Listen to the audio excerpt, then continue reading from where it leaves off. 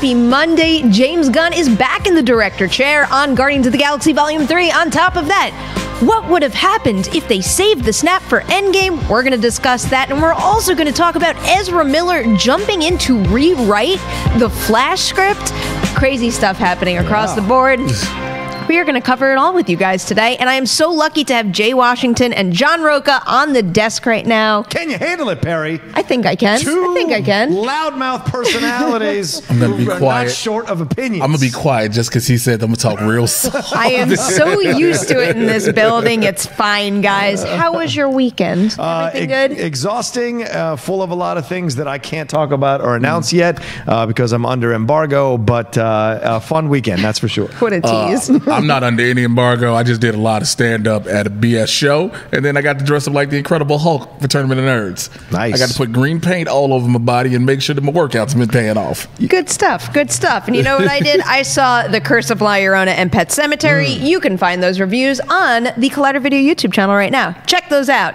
But you have to check those out after you hear us talk about all these stories, because we got a whole interesting lineup today. And the thing we're kicking off with is, of course, what we always kick Monday off with, and it is the box office report. So Captain Marvel held very strong yet again. First place finish for weekend 2. It made another $69 million, and that brings its domestic total to $266 million, and that worldwide total to $760 million.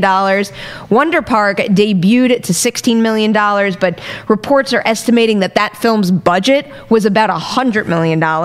Coming in third place, we had 5 Feet Apart, which stars Haley Lou Richardson and Cole Sprouse. That movie wound up making $13 million for its first weekend in theaters. All right, Jay, let's kick this off by focusing on the big one. It is Captain Marvel. Is this the drop you expected this one to take? Pretty much. And you know what you attribute that to? Her being seen in the Avengers Endgame trailer. Because now people who didn't see it want to know, who is this woman that stands toe-to-toe with Thor and doesn't budge?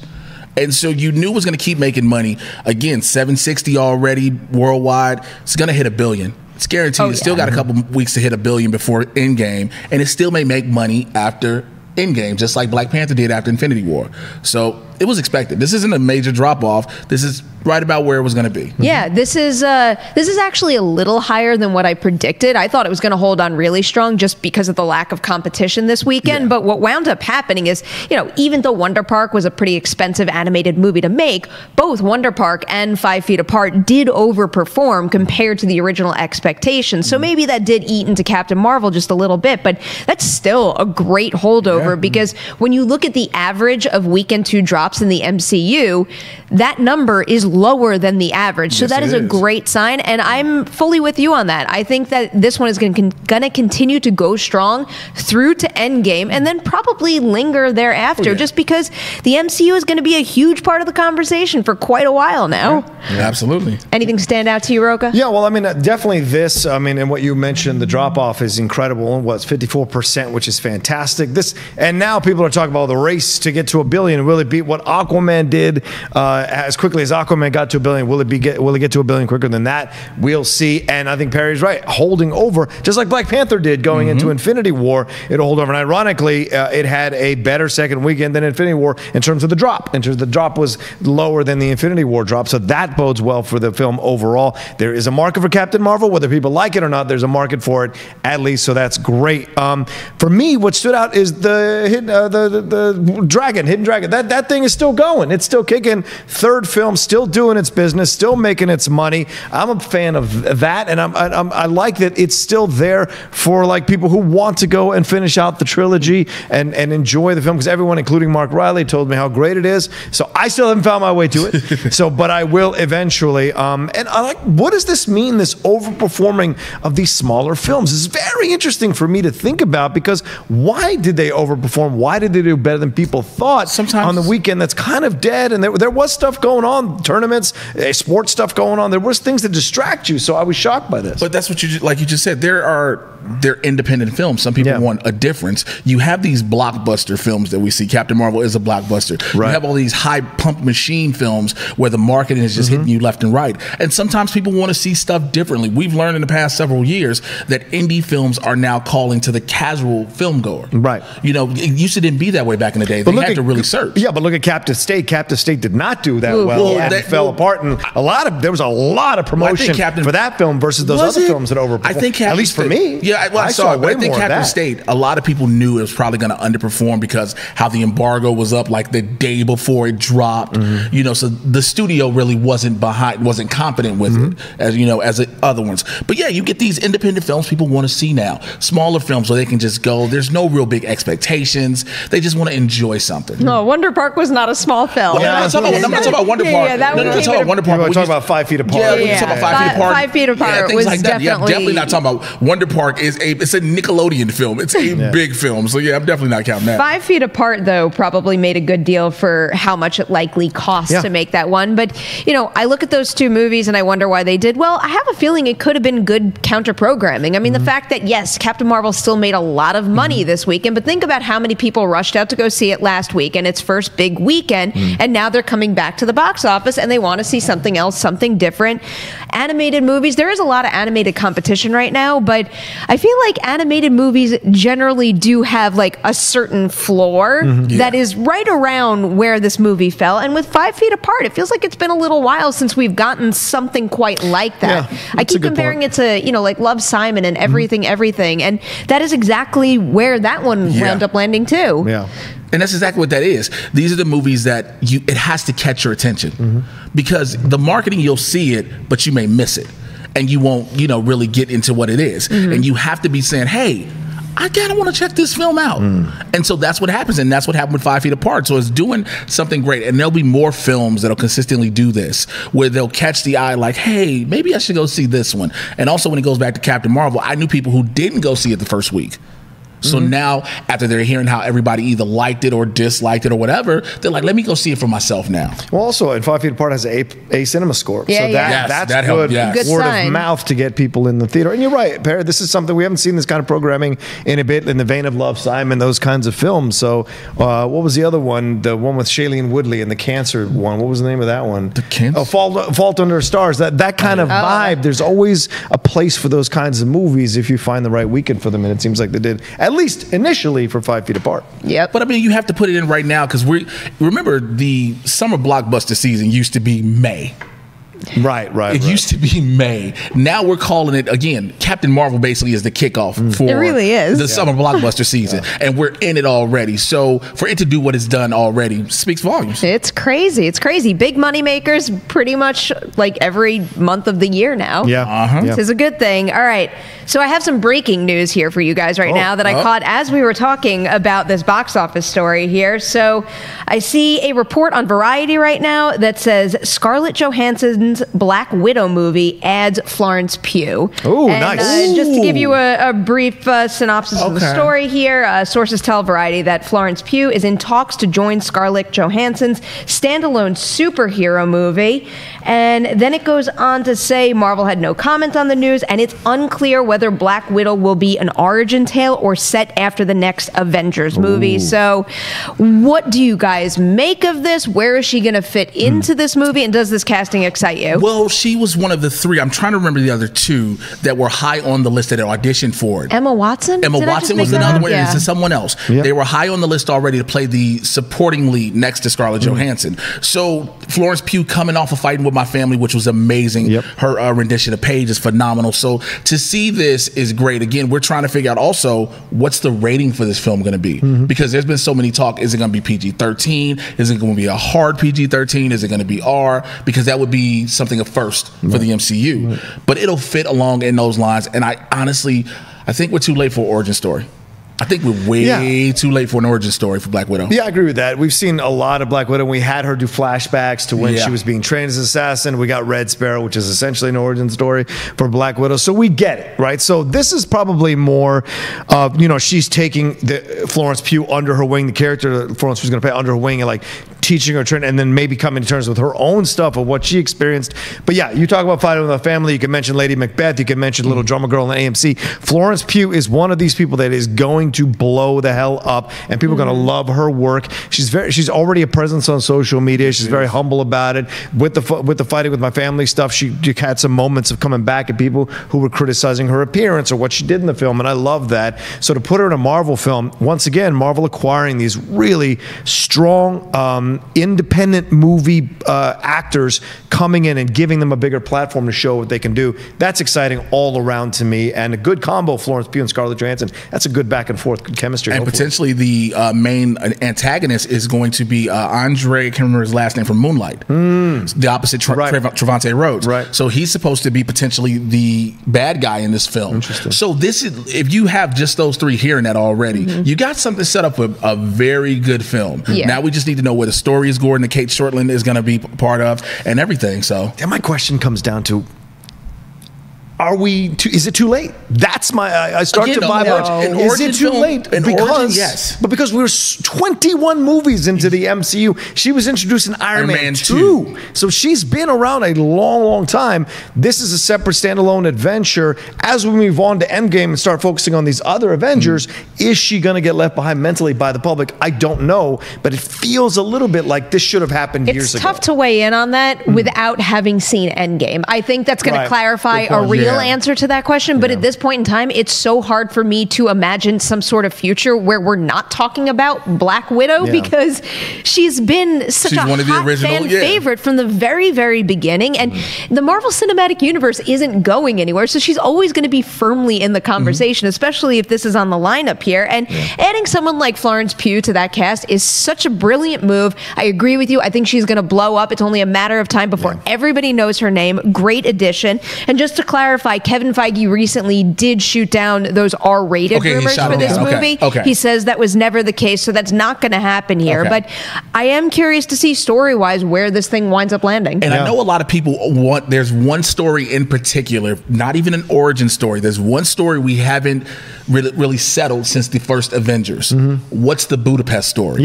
With her and Hawkeye.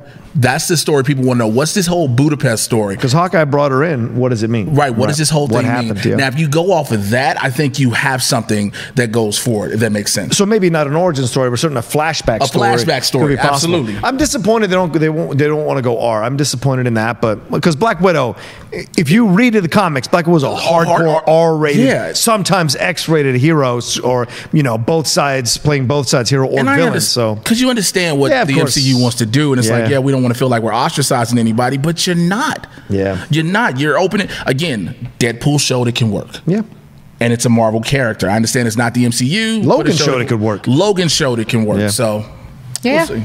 I'm curious to see how they incorporate R-rated as soon as this merger is locked in, because that's going to happen really soon now. We're moving on to another Disney and Marvel story that also kind of happens to be a Warner Brothers and DC story too, because as you guys might have heard late last week over the weekend, James Gunn has officially been reinstated as the director of Guardians of the Galaxy Volume 3. We all know he was removed from the project a little while ago, but now per Deadline, they're saying that Bob Iger and Alan Horn, or specifically Alan Horn right now, continue to meet with James Gunn on multiple occasions after he was first fired, and then he was persuaded by Gunn's apology and how he handled the whole situation. So Horn decided that they were going to reverse the whole decision there. So James Gunn is back as the director of Guardians of the Galaxy Volume 3, but on top of that, he's also the director of the new Suicide Squad movie, and they're also reporting that Disney and Marvel are going to respect that obligation, and they are not going to shoot Guardians of the Galaxy Volume 3 until he is done with Suicide Squad and ready to go. So that probably means we're not going to see them go into production until something like late 2020, and that means we probably won't get the movie until, I don't know, 2022 at the earliest. So, wow. This was a lot. I was shocked. Rocha, what did you think when this news story first crossed your eye? Well, I was about to record an episode of Collider Mailbag, and it was explosion in the office. Grab Rocha, grab Riley, jump in here, talk about it. We did a nice piece on it, quickly, 6 minutes on Friday. You could go watch that if you want after the show. But my initial thoughts have kind of changed from where I spoke about it. Yes, I was shocked. This is an interesting backtrack by Disney. This does not happen. This does not happen. So it's pretty incredible. So I would love to read the book 10 years from now about what really happened and how he got this job. I'm looking for, I can put myself on the Amazon list now to get that book because I want to read the behind the scenes, how this all went down. Because Alan Horn is a studio chief. He's going to say what he's going to say. The PR battle, that's what you got to do. Something happened here to make them change their mind. They weren't just sitting around one afternoon and go, you know what, we should get James Gunn back. No, something happened here. Something was, some conversation was had, or something occurred to make this happen, because James Gunn probably made this happen by writing a kick-ass The Suicide Squad script. They probably read it or saw it or heard something about it and were like, well, we can't lose this guy. Let's bring him back. The cast doesn't want to come back with him. They don't feel comfortable. And in the story, they say they didn't interview anybody to take Gunn's place anyway. So that tells you something was going on behind the scenes for quite some time before it made it happen. Now, I'm in the camp that I don't think he's going to finish The Suicide Squad. I think somehow, some way, they're going to move him off. I'm also in the camp that Rian Johnson's not going to finish his trilogy in Star Wars either. I think it's weird that when your girlfriend breaks up with you or your boyfriend breaks up with you because you said or did something wrong years past, and then another girlfriend or boyfriend comes in and picks you up off the street and brings you back in the house and takes care of you, and all of a sudden when your girlfriend or boyfriend ex reaches back out to you, you go back with that ex. That's not good. That's not right. And if I was Warner Brothers, I'd be like, screw that shit. You come back. You signed a contract with us. We picked you up when nobody wanted you. Now you want to run off with the first one and go and do another movie? Screw that. So that's my personal opinion. If I was Warner Brothers, I would drop James Gunn within the month and move on to someone else, find creative differences. Sounds like you're salty about something in the past. You're hella salty. And I am hella salty because if someone drops you... I think you're using that analogy in the wrong context because it doesn't apply here. This is what I believe honestly happened. Thoroughly applies here. This is what I believe honestly happened. That very first meeting that James Gunn had with Bob Iger and Alan Horn. They had 3 of them. The first meeting, though. Sure. The first one was already said, you know what? Let this cool down. Do what you got to do. We'll bring you back. So why did they meet 2 more times? They probably kept hashing out how everything, because the second and third time had to be hashing out Suicide Squad. Horn said at the end of the third meeting... hashing out Suicide Squad? How they would handle it with him doing Suicide Squad. Oh, I see. That's what I mean. With him doing Suicide Squad for Warner Brothers as well. But that was, the third meeting was had before the Suicide Squad announcement was made. Again, we get the announcements at certain times. We don't know when things are done and inked and signed already. Well, I mean, look at how we've been handling this conversation up until now. I mean, we've been talking about it like it was a done deal, and there were rumors that Taika Waititi was being considered to direct the movie, and it turns out that they never even entertained the idea of filling Gunn's shoes on this project. And that makes me think that day one, when the firing was a done deal, that not every one of the higher-ups over there just believed in that decision. Oh, thoroughly. So it was something that, I don't know, I'm just making up that they had a voting process, but it was a voting process that basically made the trades go out and report, Gunn is out, that's it, and Gunn went and found other things. But meanwhile, behind the scenes, he was never gone. They kept talking about it, and that's how this industry works. Sometimes things are going on behind the scenes as we're busy theorizing about all these crazy things. And like I said, first and foremost, I called it last time I was here at Movie Talk, he was coming back. Because Perri was I will tell you, I am absolutely shocked by this news, especially because it seemed like the fact that he picked up the Suicide Squad would be a reason he would not come back. Another thing to further solidify that he is gone from Marvel Disney World. I said Suicide Squad would be one of the reasons he comes back. But granted, we don't know again how the talks are working. Also, when you think about this, like you said, no one else wanted this franchise. No one wanted to touch it who they trusted. That's what I think in the end, that the studio saw that nobody, even if they didn't have formal interviews, they certainly put feelers out. And nobody would take it. You'd be irresponsible not to. Yes, and nobody would take it. So they were like, okay, let's bring James back then. So it works out for both, because think about it. For Warner Brothers, how does this work? You have a top Marvel director who has done several films, who consulted with Infinity War, now directing one of your films now in the reboot of The Suicide Squad. Also, another thing that should have let us know this was going to happen, when Dave Bautista shut up. Remember how think about it. He said he was going to go beyond the Suicide Squad. But remember, he was so vocal. Leave Drax. But that's what I'm saying. He was so vocal, then all of a sudden. So right next to you. You don't have to I know because I like holding your shoulder or elbow. But but it was like he kept going and being so vocal on Twitter. Yeah. And then he just stopped. He just stopped abruptly. Well, like he's somebody also at the WWE doing that stuff too, so he got distracted. Doesn't in that matter. way. It means that somebody, potentially James Gunn, called him and said, "Look, I am not supposed to tell you this, but this is what's going on." And he knows that Batista can keep the secret because, of course, he works in the world of professional wrestling. When it comes to WrestleMania storylines, he told him, "Shut up.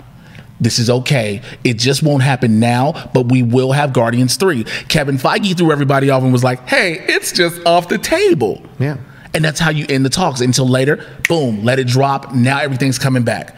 He gets to do, he's the first director to do both, to be attached simultaneously to a Marvel and DC property. It's a big deal. It's a big deal. We have to revisit something else you just said, that you don't think he's going to finish the Suicide Squad, because I highly disagree with that. Even though we weren't clear on every single thing going on behind the scenes in terms of his conversations with Marvel, I would really be shocked if someone like James Gunn signed on to something like that only to drop out. I get the feeling that he is someone with such like this crazy creative mind that's so deeply passionate about his specific visions of stories that if he signs on for something like that, it's because he believes in it and because he cares about it. And just because we're putting Guardians 3 back into the picture, it does not mean he's going back to his old girlfriend. It does mean he's going back to his old girlfriend. He's going to go back but it to doesn't, Marvel. No, DC, basically, no way. He's in a polyamorous relationship. Since you want to use relationship terms, he's in a polyamorous relationship right now.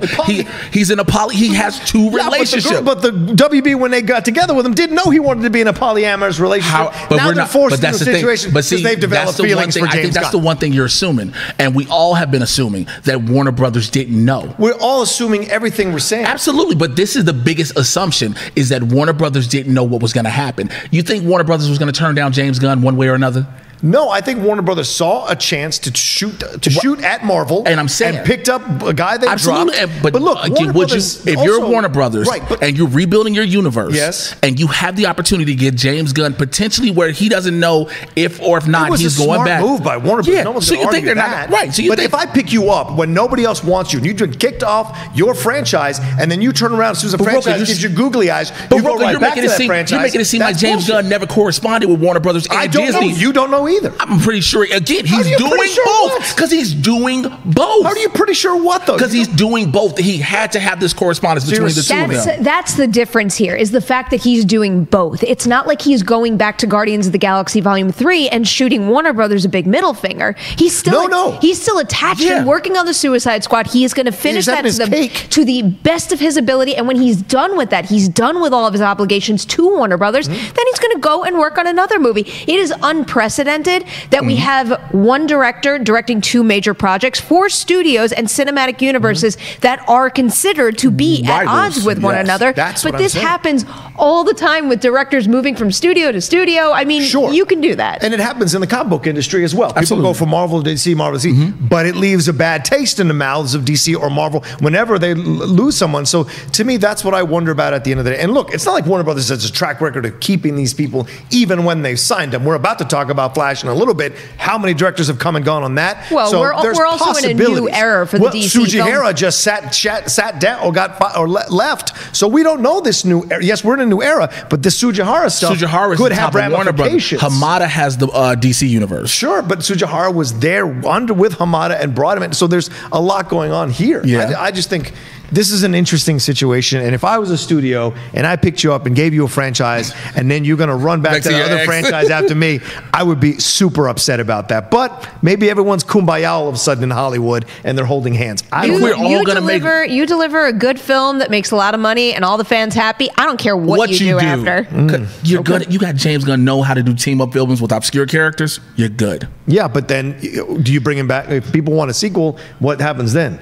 Do you think Marvel goes, okay, go ahead. Remember, originally we was gonna have David Ayer do the sequel to Suicide Squad, and they were like, no. I don't blame David Ayer for that movie, but okay. Well, I didn't expect this conversation to go. I'll show you Fury, and you come talk to me. All right. Before that gets any more heated than it already is, we're going to move on to another Marvel story right now. And this is just like light fun, imagining what could have been, because there are quotes from Empire right now. They did an interview with Infinity War co-writer Stephen McFeely, who, of course, works alongside Christopher Marcus. And McFeely told them that they briefly considered saving the snap for the second movie. So for Endgame instead of Infinity War. Here's exactly what he said. We had so much story in those early drafts of Infinity War that if anything, we thought we maybe shouldn't do the snap until the end of Act 1 of Endgame. So, I mean, the question here, I'm curious, like your creative takes on it, is which do you think would have been better? The snap that we got or a snap that was saved for the end of the first act of Endgame, which is so entirely different? I really would think the one we have is the best because if you make the snap just part of an act and not the culmination, it takes away from what it is. We don't, now you have 2 hours, in a sense, if this movie was still going to be 3 hours, of them chasing to try to reverse everything else. Let it be an entire film like we have with Endgame. This entire thing is basically, how do we deal with all this? How do we reverse all this? How do we get people back? How do we defeat him at the same time? It's all of these stakes mixed into one, and you don't have to rush it and cram it, where you would have had to if you put the snap in Act 1 of Endgame. Yeah, I agree. I think absolutely it's right where it's supposed to be. And I think for a couple of reasons. One, story-wise, it's such a gutsy decision by a major studio to do that with one of their money-making properties, to kill off half their characters and to have it end and let people speculate what to do and leave the theater depressed afterwards and upset. I had Gray Drake on Mailbag over the weekend. She said she walked up to Peyton Reed, grabbed by lapel, and said, "How could you do this to me?" Because he consulted on it. And so that lets you know, that this is the kind of reaction they wanted from the fans. It was a smart move overall. I would have hated the snap in Endgame, and then there's like a black frame, and then they all figure it out, because that would have felt like a TV show. Now this feels like an epic movie. And I said this after every review in Infinity War. I said, if the world ended tomorrow after Infinity War, we would have still had an incredible film that would have been a beginning, a middle, and an end. Yeah, no matter what. Would have been fine with it. Now, by having this time to speculate, the fans get even more invested, more excited, and they're walking into Endgame to see if any of their theories or speculations now will come true. From a story perspective, I can't imagine it working as well at the end of the first act of Endgame, because one, I can't quite figure out what a satisfying conclusion to Infinity War would have been.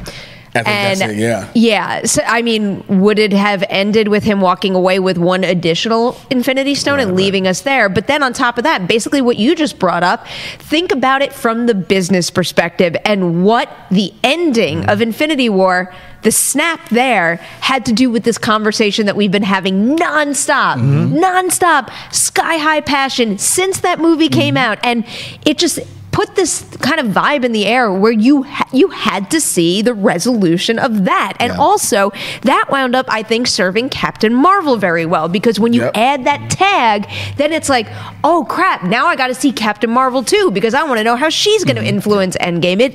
It really... The movie overall had a lot to offer that didn't just revolve around that big end sequence, but there's no denying that that was a major topic of conversation, and it was like the ultimate gut punch ending. I don't really think I've seen another one quite, or at least very few movies that have had the nerve to end quite like that. Also, you think about it, this was a Thanos film. That's what Infinity War. He's the protagonist. This was Thanos' movie. If you take out what he's supposed to do at the end, it loses its luster, because now it's like, whose film is this? Is it Thanos's? Is it the Avengers? Because the snap is what is the main thing, the main goal. We get to that in Infinity War. If we just have this without happening, we're like, okay, so now I gotta sit here and wait. I don't know, I'm confused. People were already confused about the fact that it happened, that was it. Everybody, we saw the dust and we saw everybody leave, but it happened, that was it, and him sitting smiling. So now you have another film, everybody's like, okay, I just seen trailers of people sad.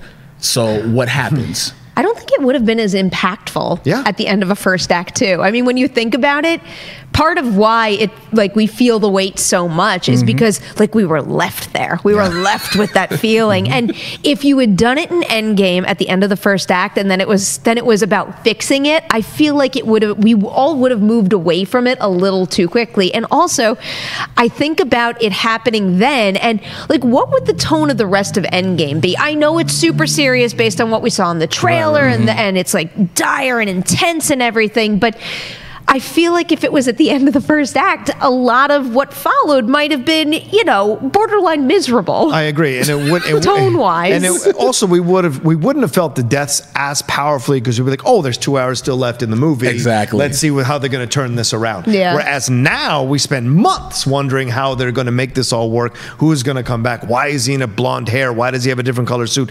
All of the speculation. Also, the trailers would have been powerful. The trailers would have been completely different. Because had that snap not occurred, there are no Avengers gone.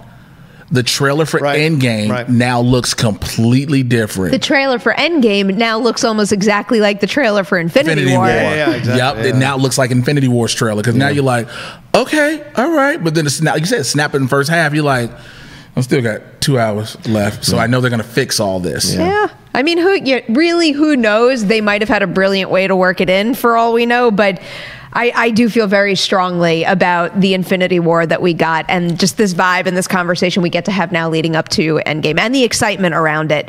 Before we move on to our next story, I am sorry, Adam, I didn't do it after the second story. I'm going to remind you guys, we're taking your live Twitter questions at the very end of the show. Send them in right now using the hashtag Collider Movie Talk. Keep them fresh, fun, different, short, and sweet, and maybe we will pick them and answer them right here. All right.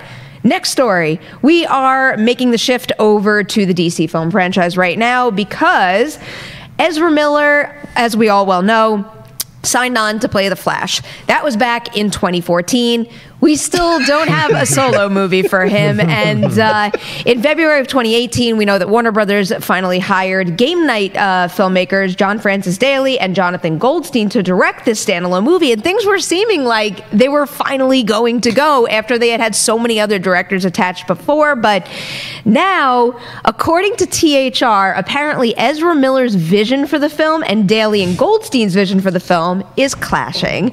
Daley and Goldstein want a lighthearted approach, while Miller reportedly wants a darker story. So both sides have been working to find a compromise since the two directors were hired, but now Miller's taken it into his own hands and he is writing his own script alongside comics author Grant Morrison, and he's going to present that script to Warner Brothers and see what happens. THR also notes that there could be a lot riding on this screenplay because Miller's holding deal to play the Flash, it's due to expire in May. So we could be in a situation where if they don't like his script, maybe that'll just be the end of him in this role. Oh boy. First, I can see you're just like busting with ideas right now. But first, tell me, Jay, what would you rather have? Would you rather have a Flash movie that is lighthearted or does have a darker tone like what Ezra Miller's working for? You have to have the lighthearted one because granted, there's no connectivity. But the characters have kept their same tones. Again, Aquaman, Jason Momoa is still the same Arthur Curry as he is in Aquaman as he was in BVS and Justice League. Wonder Woman is still the same. We've gotten a lighthearted Barry Allen in this universe. You can't just all of a sudden switch it where it's now super dark. Just let it stay the same. That's my thoughts on that. And now? I saw like the ... finishing that sentence. You're trying to save your job and it's probably going to fail. Because I get it, your holding deal expires. That's what I mean. His holding deal is going to expire. They're not going to use him. You decide to say, hey, what they're writing for the film, which is based off the character that we've already had. Goldstein and Dwight, they're writing a film based off the funniness of the Flash. And now you want to all of a sudden go dark? I get it. You think this is the CW TV show, but it's not. Is he trying to save his job? I mean, he's got the job. And if they weren't clashing, and I don't want to say, oh, Ezra Miller's not allowed to have any creative input at all, but to say he's trying to save his job isn't exactly accurate because like he would have had a job if he just said, all right, let's go with their vision. This is the one the Flash you've been doing. And you would think that if they were hired with that take on the character, then the studio would have been like, okay. I think that's the biggest issue. It's like you played this character this way in all these other films, even though they were just cameos per se, until Justice League. Why all of a sudden now you want to change it? I get that maybe when you came in because of what Zack Snyder's vision was a darker version. I understand that completely. But you've played this character in this role. Let that stand. Yeah, have your creative input, but don't say, oh, well, I just want a completely new film, completely different character, all dark. This is unearned clout like nobody's business. I'm going to be the Jeff Snyder. This is ridiculous. Who's Ezra Miller? What has he ever done? Give me a break. No, look, I just think this, when I read the story, I thought this was borderline nuts. Who are you to decide the direction? Look, no offense, but like we've been through 7 directors and how many writers trying to get this thing right. Now you're going to throw, your weight around and bring in Grant Morrison, who has absolutely no record of writing theatrical films, and neither do you, Ezra, other than a short. And so, like, how are you all going to come up with a script now that makes this thing work? And if it gets turned in, and Daly and Goldstein are already on board. Now you want to make you were a goofy fool in Justice League. Give me a break. Now all of a sudden you want to make a dark Flash? Sorry, Ezra. I've seen your dark in Fantastic Beasts. I'm good. I need you to have fun. It's the Flash. Let's have fun. The Flash is great. Barry Allen does have a darkness to him in his backstory, but even those scenes you play with Billy Crudup, they were sweet from an innocent, vulnerable place, not from a dark, gritty, broken glass, barbed wire place. So to me, this makes no sense. I think in some way, this is a move by him to save face for him leaving the situation eventually. Like, oh, I brought in this great comic writer. Warner Brothers didn't want it. I'm out. It's May. I'm out. You guys can recast. That way you're not rejecting me. I'm rejecting you. So I know this business works. Hollywood, it's all about appearances. So to me, this is an interesting situation. And Warner Brothers, kudos to them for being like, go ahead, write your script. Because at the end, they don't have to take the script. They don't have to agree with anything to do it, and they can let him go in May. And I think that's what they should do. To be fair, this is a report that we're getting through one of the trade outlets too. Right. I mean, we don't really have a full understanding of what darker take means. For all we know, it could just be adding, another element to the plot that wasn't there before to up the stakes or something like that. It doesn't necessarily mean he wants a dark, gritty Flash movie, but it is a very interesting scenario to have someone who's been attached to a role for so long feel the need to take the script into his own hands in order to make it what he wants it to be. And I think I would have a little more faith in Ezra Miller doing something like that had he had other credits to his name. Yes, absolutely. And, maybe I just need to do more research on what he's interested in. But, I can't recall him ever expressing all that much interest in taking this kind of path with his career. And I have tons of respect for actors out there who aren't getting the parts and the opportunities that they want, so they go ahead. I mean, look at what Margot Robbie's doing. She is making movies her way because she decided to stand up and do that. And if that's his intentions, if he wants to see his kind of movies done his way, I applaud him for taking the reins and putting them in his own hands. It's just in this situation when we've been waiting so long for this Flash movie, and when he was such a standout in Justice League, it's just walking away from Justice League. What I wanted it's basically the things that we're not going to wind up getting now, which is a Flash movie and a Cyborg movie, which is unfortunate. Well, it's also funny because look, he's been on since 2014, right? How many directors have we been through? And every single time it's creative differences. What if this is finally Warner Brothers going, you know what? We're sick of it. We're going to put Ezra out on the front lines and he's the reason there's creative differences. He's been the problem the whole time. That's what it could seem like. Directors have had trouble, and Ezra has had issues with every one of their scripts going on the pipe. That is a big theory, though. I'm just saying, he's the one consistent throughout. There have been 4 or 5 directors before we finally got to Davies and Goldstein. Before we've got, when Rick Famuyiwa was first attached to it, everybody was like, yes, let's do this. And every single time it's creative differences. We're also talking about a franchise that has had its some significant ups and downs. Sure. So it doesn't feel too fair to just point a finger at Ezra Miller right now because he's been attached since the beginning. I think it's just saying at the studio, we can point a finger at Ezra Miller. I think it's fair to at least have the conversation. And I don't think it's pointing a finger, but it's like, what has been the constant? Yes, we know Warner Brothers has been in turmoil when it comes to the DC film universe. We know that. It's constantly been changes at the head, changes in direction, change in tone, and everything. I get it. But if this is true and you want to change the tone of a character that you played in full in Justice League, why? Affleck didn't pull this. And Affleck had way more weight to pull something like this than Ezra. Well, he just said he couldn't crack for the Batman. He couldn't crack it. Again, he played the ornery 20-year Bruce Wayne. I'm sick of this shit. I just want to shoot people now. He played that Batman. That was and he stayed that Batman pretty much all the way through. He wanted to write the thing with Terrio. They were going to do it together. And then in the end, they didn't want to go with it because of all the responses to it. But that's the thing. This I could accept from Affleck, absolutely. But Ezra, it just seems weird. It just seems weird. Yeah, I mean, it's definitely an unusual story to cover. We don't hear about things like this happening so often. But I mean, I have a feeling we're going to probably hopefully see how all this plays out pretty soon, especially if his arrangement with them is expiring in the near future. So it's going to be curious to see where this one lands.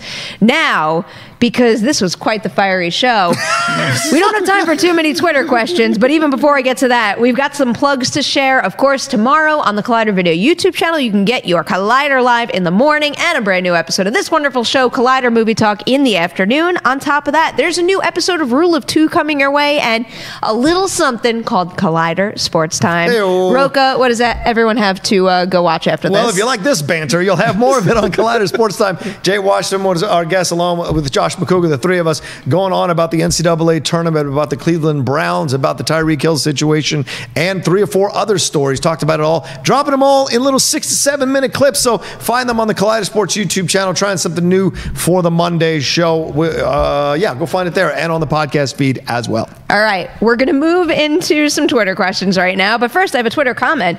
Dustin Dowd writes, may I suggest you sit between Jay and Rocha next time, just in case? I am going to pass on that, but thanks for the suggestion, Dustin.